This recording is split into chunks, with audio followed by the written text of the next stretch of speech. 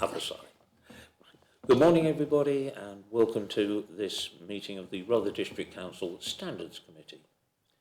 I'd like to welcome officers. We have also independent persons, or in this case an independent person, and a parish representative. Sadly, it would appear that neither of our monitoring officers can be with us this morning, so their reports will be presented by Mrs. Lorna Ford, our Chief Executive. Oh, may I remind you all to put your phones on silent. So, my first duty this morning is to sign the minutes, or to ask for your authorisation to sign the minutes of the meetings of the Standards Committee held on December the 2nd of 2025 and the 18th of May 2026, and to sign that they are correct representations of the proceedings. So, do I have everybody's permission to sign? Thank you very much. Thank you.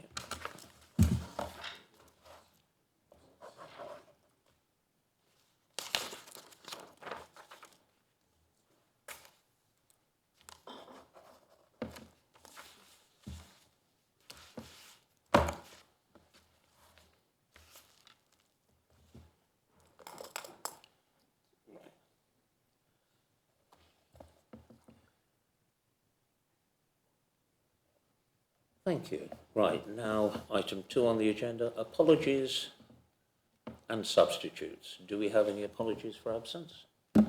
Yes, so Chair, we have apologies from Bob Brown, one of the independent persons, and as you said previously, we've got apologies from Philip Baker, the monitoring officer, and Mark Watkins, the deputy monitoring officer.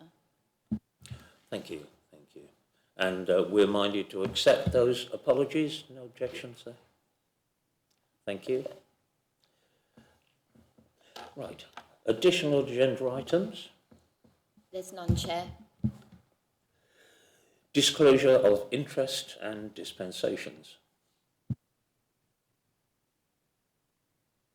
Are there any disclosures?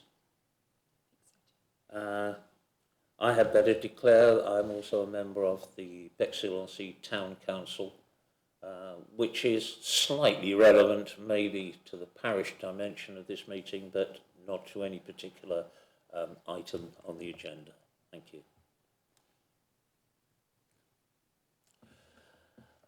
Right. Item 5, parish and town council representation. And I believe Lorna's taking this one. Thank you. Thank you, Chair. Yes, this report concerns a change in the committee representation from our parish and town councils. We've got a revised member to report, so Councillor David Penfold will be joining the committee, who's chair, I think, of Pett Parish Council, that's right, so a very warm welcome to Councillor Penfold. And I think it's also important that this committee records its thanks to Councillor Keith Robertson, who stood in whilst we were looking for another representative from town and parish councils. So Councillor Penfold will join Councillor Griffiths as our 2 parish and town council representatives. Just to remind members, these are 2 non-voted, co-opted members and represent Rother Association of Local Councils. So that's really what we're being asked to do today, is just to note the revision to the committee membership and record our thanks for Councillor Robertson. Thank you, Lorna. Yes, I'd like to echo those thanks and also welcome Councillor Penfold to the fold. As it's a report for noting, I don't believe we need to take a vote on that. No, we do, Chair. We so do. we In that case, can we have a proposer? Thank you, Councillor Colleen. Second to Councillor Britton. Those in favour, please show. Thank you. That is passed. We now go on to the Local Government and Social Care Ombudsman Complaint Monitoring, which will be presented in this case by Mark Adams. Mark, all yours. Thank you, Chair, and members of this committee. So this report provides a 6-monthly update of our local government and social care complaints, covering the period 6th of November 2025 to the 10th of June 2026. The purpose of this report is to outline our complaint volumes, outcomes, identify key themes, and sort of the learning that we're taking forward. So during the reporting period, we received 8 Ombudsman complaints. Of these, 3 were upheld, 1 was not upheld, and 4 were closed after initial inquiries, or the Ombudsman did not investigate these. The nature of the complaints relate to planning enforcement, parking charges, and housing allocation. So these were the cases that we were found at fault, and we have put in remedy for these. I think a lot of the issues identified relate to the way we handled the complaint in relation to timely communications rather than actual process. So we followed process in relation to planning enforcement, but we could have had better steps to inform the customer at different stages. So that does form one of our key learning outcomes in relation to communication. Robust decision making. It's clear that we need to have evidence-based, noted decisions, and it's ensure that we have these record of our decision making on file. And again, our documentation needs to be kept up to date, particularly with the parking enforcement, in terms to ensure that we remain legal and compliant. Overall, this represents a small number of complaints from the Ombudsman. Appendix 1 highlights our comparison with our East Sussex neighbouring councils. And whilst Rother does have the highest number of complaints upheld within the East Sussex area, it still represents a very small number that are taken to the Ombudsman.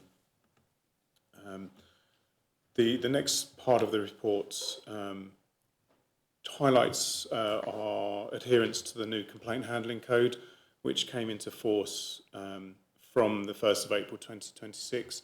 So the local government ombudsman in 2024 produced a new code that allowed councils to transition to the enforcement date, where they required improvements and alignment with the housing ombudsman to ensure consistency. So stage one investigation responses need to be done within 10 working days, stage 2 within 20 working days, and there are limitations on how long we can extend those complaints. There are other requirements of the code, and in Appendix 2 details our self-assessment against the code, showing where our complaints guidance has been updated, and where we align to the new changes.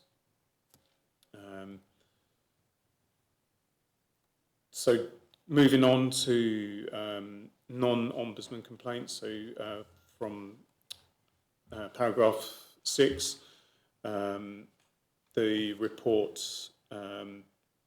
highlights there are 125 complaints, 57 were stage 1 complaints, 10 progressed to stage 2, 49 of these were service requests, and 9 were non-council matters. And the report details a summary of those complaints.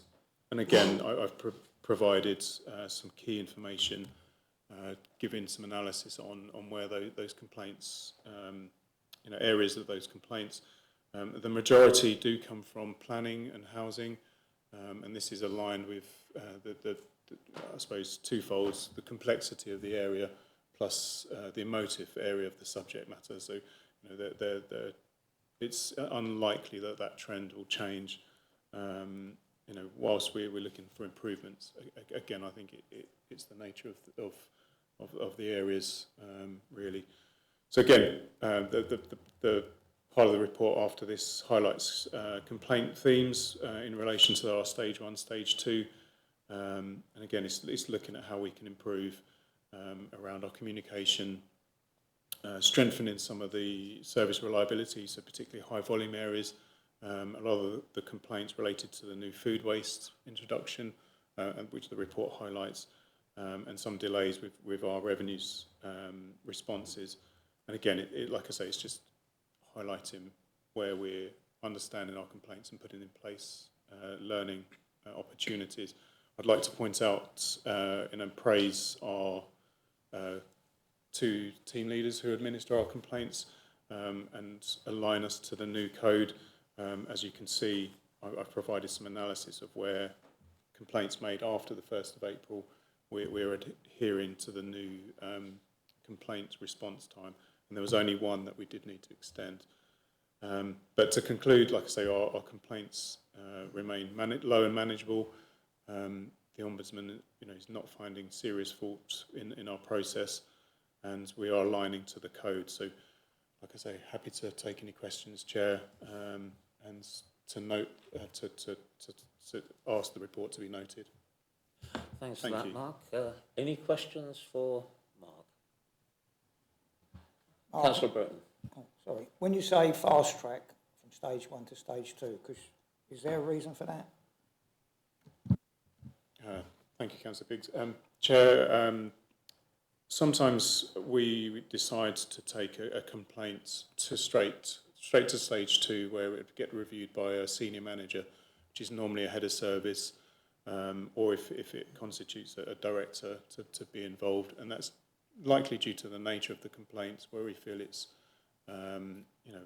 it requires a senior officer's attention to look at the investigation, or if it's about, say, a member of staff who is, a senior in post. And like I say, it is just to ensure that we showcase to our customers that we're treating this seriously, and it's escalated to that stage. Any more for any more? Right, thank you for that, Mark. I think you've done a very good job meeting these new, quite challenging timelines. Also, as you said, I think food waste collection did generate a lot of initial noise, as it were. That seems to be settling down. My just general feeling from people I meet around is that is no longer so much of an issue. All these things are, of course, so important in the way that the council is perceived. We can do all sorts of things, but if you get this culture of no point in phoning the council, nothing ever happens about it, that's a big mountain we've got to climb, and it's you and your team who largely insulate us from that by making sure the customers do get what they want and in a timely manner. So thanks to you and your team. This report is for noting. So can I have a proposer for the report? Councillor Killeen, thank you. And a seconder, Councillor Gray, thank you. And a show of hands, please. Thank you very much. Oh, my iPad wants to talk to me. I don't know why, nobody else does. Right. Now, Code of Conducts, Complaints, Monitoring and Other Standards Matters. As I said, it's a shame that our standards officers can't be with us. However, this report is going to be presented by our Chief Executive, Lorna Ford. Lorna. Thank you, Chair. Yes, this report concerns the last 6-month monitoring of the Code of Conduct complaints. You can see the complaints summarised in Appendix A. So, as I say, this is from the last 6 months. It was last reported on the 2nd of December.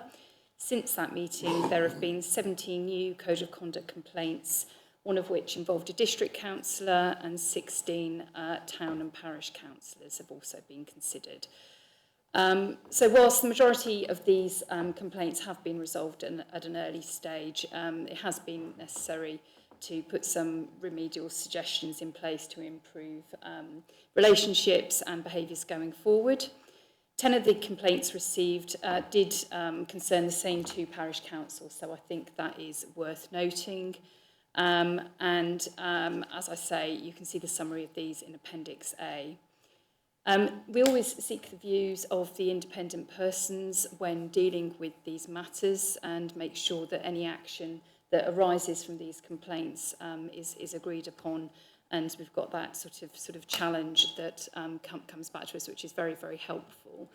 Of course, we also have complaints that come in that aren't valid, and in the last 6 months, I think there were 3 of these, and they were dismissed for either not being code of conduct matters, or we still get complaints against clerks. So there is a level of understanding that we need to get to with our parish and town councils about exactly what this complaints process can and can't look at. So I think that comes from briefing and training, and that is something that we've got planned in the coming year.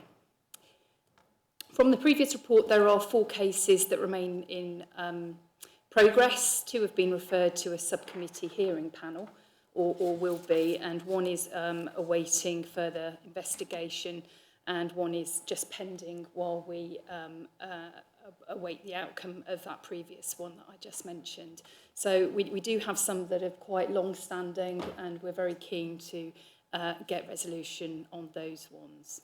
I will just mention the cost of these complaints, because I think it's sort of not widely understood that the district council has to pick up the costs where there is an investigation. I think one this last 6 months cost £4,500.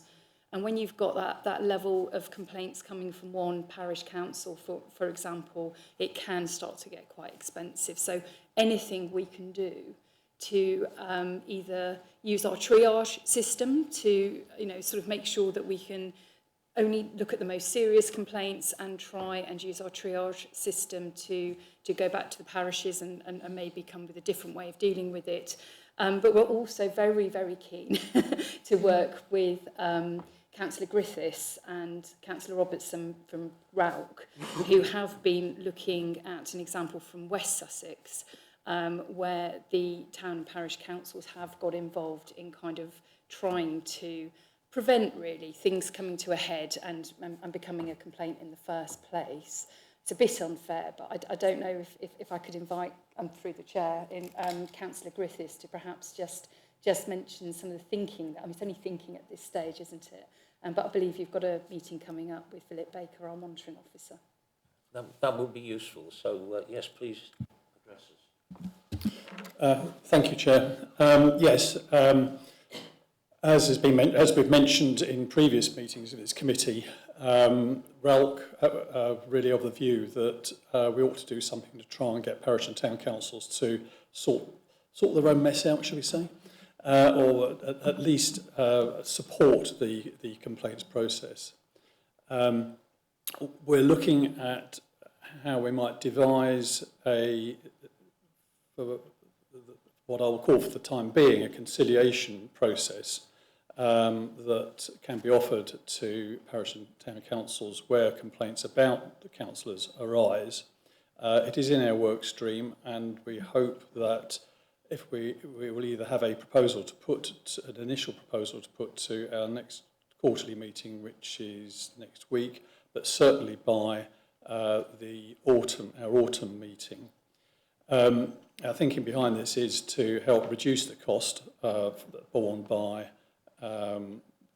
this council, but also to help with the volume of complaints that the new unitary authority will inevitably have to bear. That volume, as Butta Singh said at the parish assembly, is going to be relatively quite high and low down on the list of priorities or resources that the new unitary can cope with. Obviously, whatever we come up with is not necessarily going to be accepted by the unitary, but it will be a starting point. We're perhaps slightly delayed in pushing these ideas forward, knowing that there's been a change in monitoring officer, and whatever we come up with has obviously got to fit in with the council's current standards process, and it's got to be a voluntary scheme, but nonetheless it's got to fit in, and we've also obviously got to get our parish and town councils on board. So I'm encouraged that I have a Teams meeting with Philip Griffiths on Thursday of this week to introduce ourselves to each other and to discuss these ideas going forward. So that, I think, is an update of where we're at the moment. I think also level of understanding at parish and town council level is important. And one of the things I want to look into is how we can better publicise to the parish and town councils the training that is available from the National Association of Local Councils and from the Sussex Association, so that we can have better trained and more knowledgeable chairs and council members, because if they've got a better understanding of what is expected of them, hopefully we will have some better behaviours. Thank you, Chair. Thank you for that. Yeah, I think it's important that when you're talking about standards, we all have a shared understanding of what those standards are.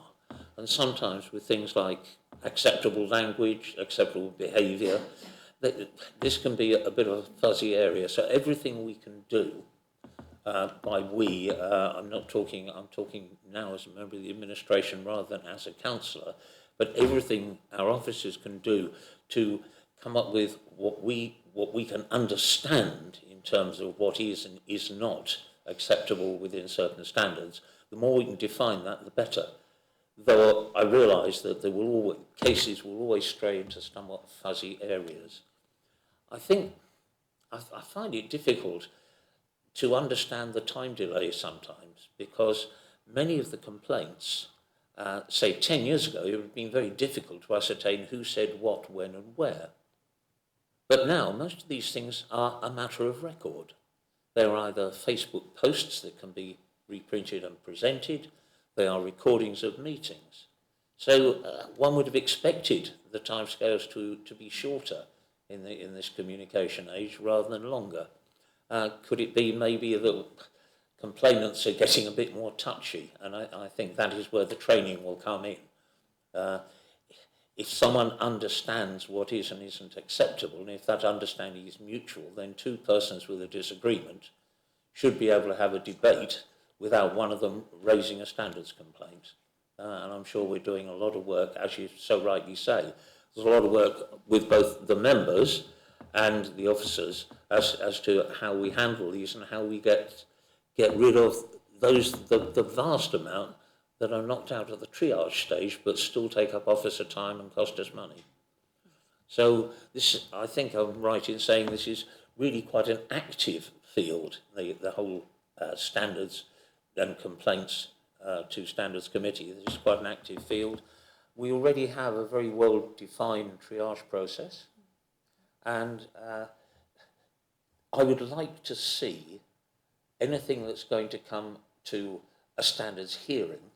I sometimes wonder how much extra information or evidence is needed before it can be brought to a hearing, but I'm sure that the work that's being done on defining standards should shorten that loop. So thank you for that. Councillor Britton. Thank you, Chair. Just for the benefit of members of the public and councillors that might look at this or view this council meeting we're having, the escalation to formal investigations, that is obviously goes to a completely independent adjudicator to look at the case. Can we clarify, or do we know, what sort of background that person would have, just in case members of the public or councillors ask? Do we know? Would someone like to take that, Lorna? So when something goes for investigation, not every complaint goes to investigation. If the monitoring officer can deal with it themselves, so it tends to be the more complicated ones that go to an external investigator. We have a limited number of people on the list of external investigators. It is quite a niche field, I would say, but they tend to be people who have previously worked in this sort of work. We have a couple of people that we go to and we know and trust can do a really good independent job. But it is worth just noting that we have sort of thought about the resource we need going into this going forward because of the very high volume of complaints. I mean, it isn't, I think if we were to go back and look at the trend, it's sort of going up again. You know, so that can happen for a number of reasons. And what tends to happen is where you get quite a serious falling out in a parish council, that escalates to a whole other number of complaints. And we're seeing that again, to be quite honest, in certain parishes in Rother. But we have now got a dedicated person that's assisting with this process, and that's Louise. You'll all be familiar with Louise from Democratic Services. So she is formally doing that now, but also that we have just appointed a new monitoring officer in Philip Baker, and we have a temporary deputy monitoring officer who will be with us until August. In August, we're hoping to appoint a permanent deputy monitoring officer, and that will be Philip Baker that will designate that person into that role later in the year. And I'm sure that that new deputy monitoring officer will want to get to grips with this process, have a look at how we're doing triage, have a look how other councils are handling this, work with RALC on some of their ideas, and most importantly, get that training done at town and parish and district level, and remind us of the Nolan principles and the code of conduct. I don't think we can do too much training, to be quite honest.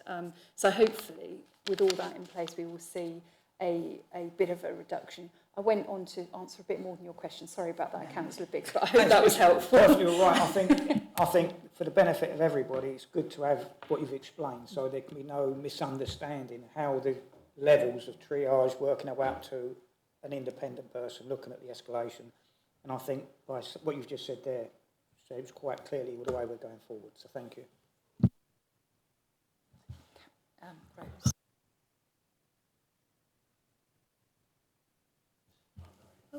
If I may, just as an independent person and neutral in this process, what I would feed back to this committee is that I think the triage system is working well, but I think the volume of complaints is going up. So it's good to hear that the parish councils are looking at this. But I would also endorse the comments about training. Constructive dissent is absolutely a part of public life, rightly so.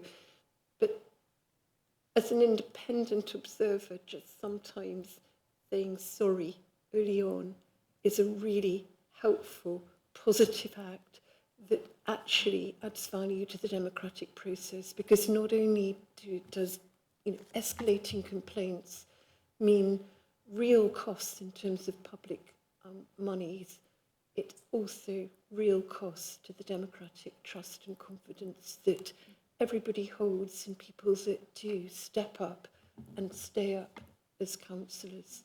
So just a few thoughts from me. Thank you, Mrs. Duggan. And that just underlines the value of having independent persons like yourself as part of this committee. Yes, Councillor, please. Yes, carry on. Thank you for those comments, and I think it'd be useful if we were able to share our ideas with you when we take them a bit further.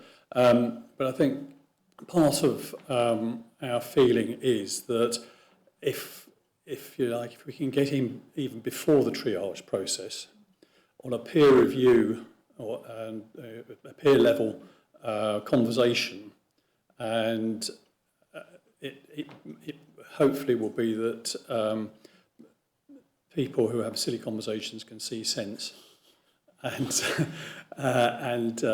de-escalate these many of these complaints. But I think it's the peer review level. If you're dealing with another chair of a parish council, then people will see that they don't need to pursue these complaints further. Thank you for that. Thank you for that, Councillor Griffiths. I think also we're entering into a very new era. We have local government reorganisation, but we also have a degree of realignment on many councils up and down the political realignment. And I think we're going into quite a controversial time. I hope we're not, but it will befit us not to be prepared for probably the coming storm. I think initially, as certain councillors join the political scene with one perception of what is and isn't achievable and what is and isn't acceptable. And I think we all go through a learning curve when we're new. And let's just hope that that itself doesn't generate more traffic.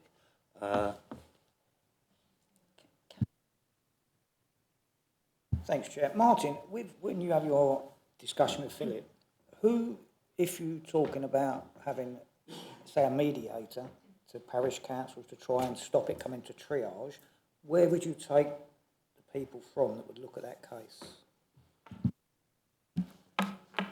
We haven't worked that out as yet. I think we are likely to, excuse me, in the first instance, ask chairs of other parish councils to take on those roles. But as I said, we haven't really thought that through, but I think it would come from within the parish council community. Thank you.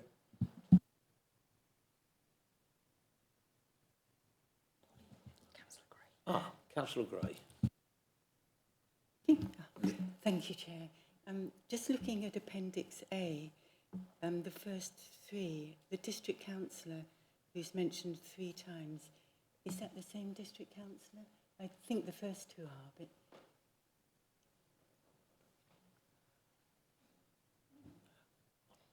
I'm not sure that we go into individual cases.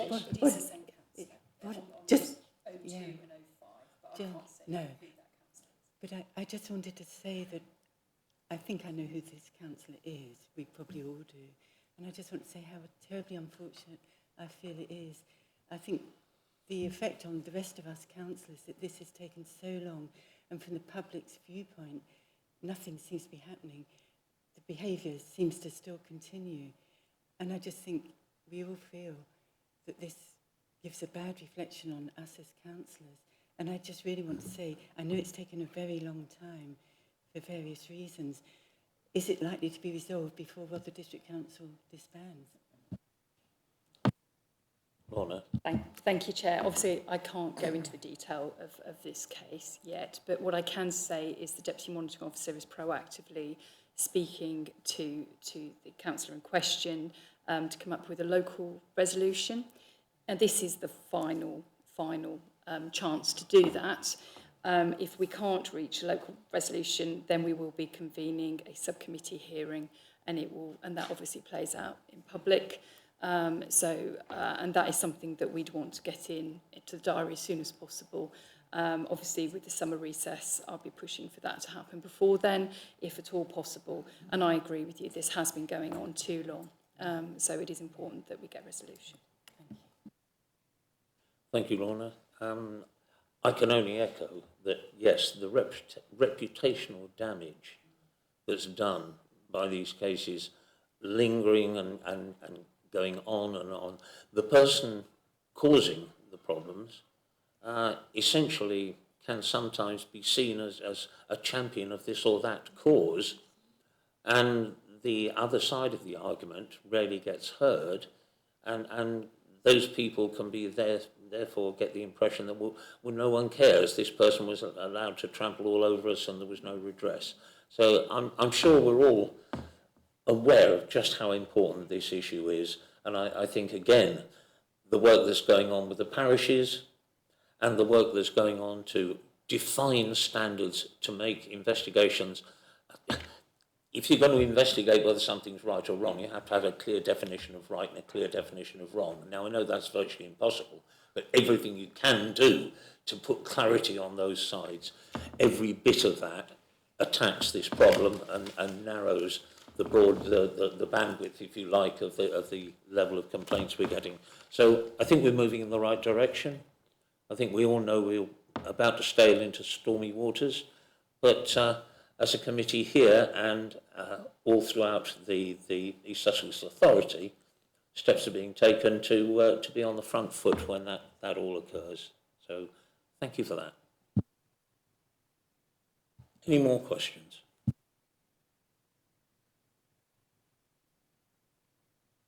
Moving on. So we now have... I beg your pardon, yes, this report, though, for noting, can we have a proposer for the report? Councillor Biggs, seconded. Councillor Gray. Those in favour? Sorry? Seconded Councillor Chowdhury. Yeah. Is that okay for the minutes? Sorry to muck about with the minutes. Okay, show of hands, please. That's carried.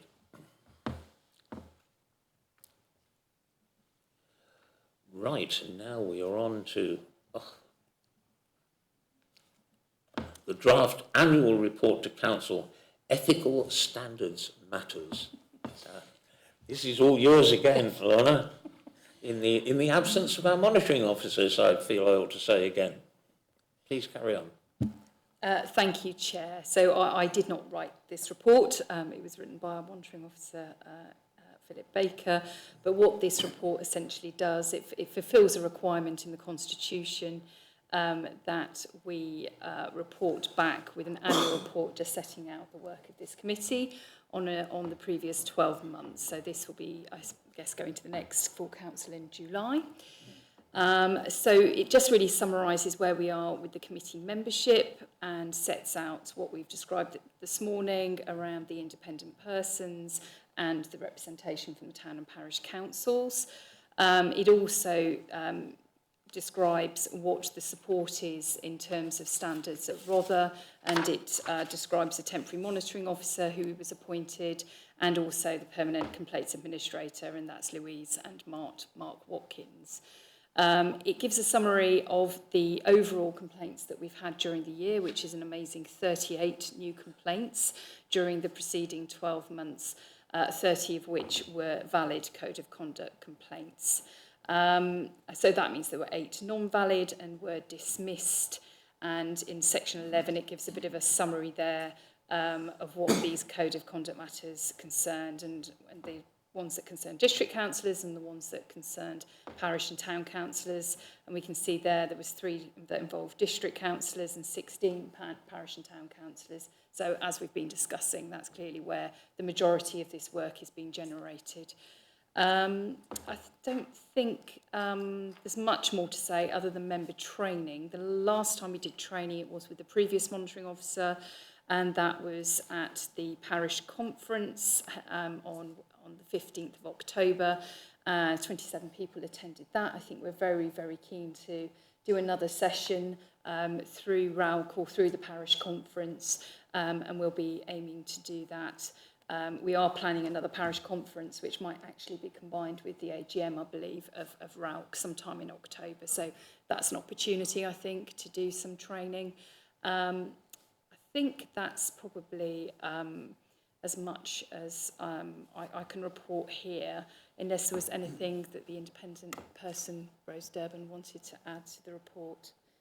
Just if I may, to endorse that training commitment. You know, obviously not everybody can always attend a training session, but sometimes you get the people that you least need to see at a training session, so it's a real encouragement to join in and continue the development. Thank you for that. Not the problem with training, but first of all, training, yes, training and discussion. I wonder sometimes maybe if we could present some anonymised case studies, because we're always up against this one person's trivial complaint is another person's absolute matter of life and death. Now, as I've said before, it's difficult to define those things, but in areas where we can, or where we have, now if we could present anonymised case studies, we could actually show what our standards are. We are the owners of those standards. It's not up to someone else to say, but in my book, that is perfectly acceptable. We've got to make it clear that we are the owners of those standards, and they are the standards to which your behaviour will be held. And it's not up for grabs, the meaning of this word or the meaning of that word. Does public mean in front standing on a soapbox and declaiming the market square, or does it mean a post on Facebook? Does an apology mean a private letter? Does it mean an acknowledgement of wrong? There's all those things to be gone through. They have to be defined, otherwise every complaint runs into a rather sort of toothless mishmash of whatever. But again, I think because so much nowadays is a matter of record, and accessible record, that if we can meet that with some well-defined terms in terms of acceptable, unacceptable, ethical and unethical, all the things we can do there are going to make this a heck of a lot easier. And this is all to give the public confidence in what we do. We all, in our own way, I'm sure every councillor of any political persuasion only becomes a councillor because they want to serve the public. But one person's version of serve is another person's, another person's vision of ruining the area.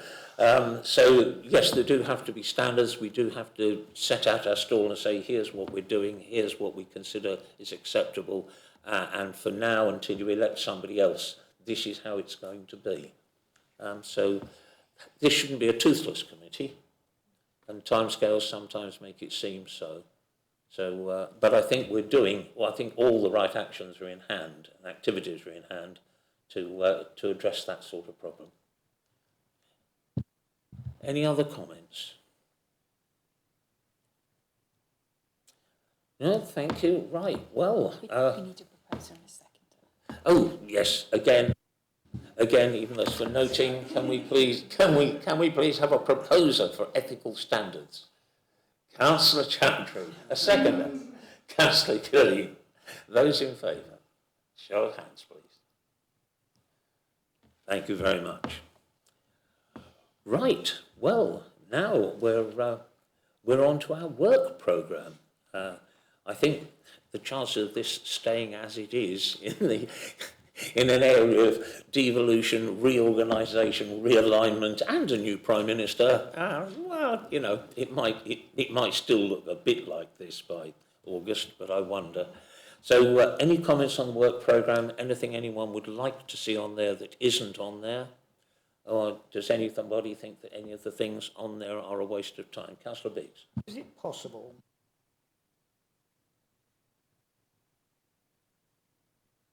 of this meeting, because obviously the two haven't come today, we only have 2 meetings per year. It's quite far in advance they know the actual date, so I'm just wondering whether we could either have one or both attend the actual meetings. It looks a bit more professional, shall we say?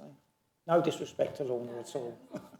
Thank you so much for raising that, Councillor Biggs.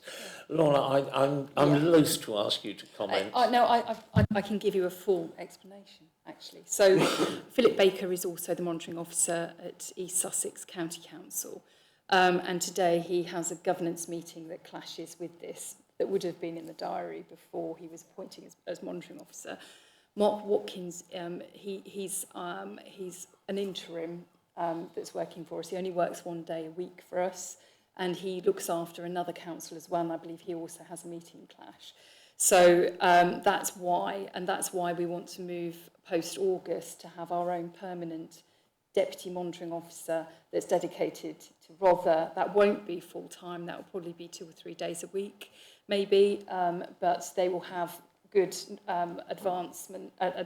They'll have advanced knowledge of when these meetings will take place, and it would be lovely to have a monitor officer sat here and presenting their own reports rather than me.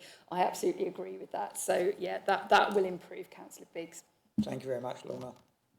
Thank you, Lorna. Yeah, I understand there's been operational difficulties with the appointment of monitoring officer, but if the work of this committee is to be taken seriously, then, you know, someone who's someone else, somewhere else, and someone who's 1 day a week, we've got to measure all these things against funds, as always, as against how much is it costing us.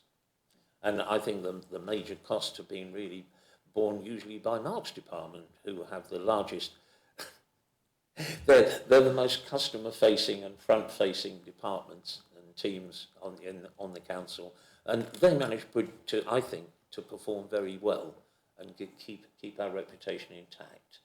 So hopefully going forward with the new arrangements that are being made, we can look for similar satisfaction on some of the more high-profile cases that I'm sure are going to come our way. So thank you for that. Any other comments on work programme? In that case, I think I can... Oh, yeah. Of course, I have to. We propose and second the work programme. Can I have a proposal for the work programme? Councillor Galeen. Secondly, Councillor Gray. Those in favour of our work programme? Thank you very much, and thank you all. And I think we can now close the meeting at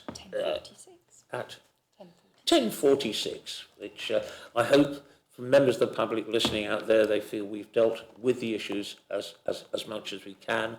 And what we presented is largely today the framework going forward in which we're going to handle standards issues, and we're taking them seriously. This is not a rubber stamping committee.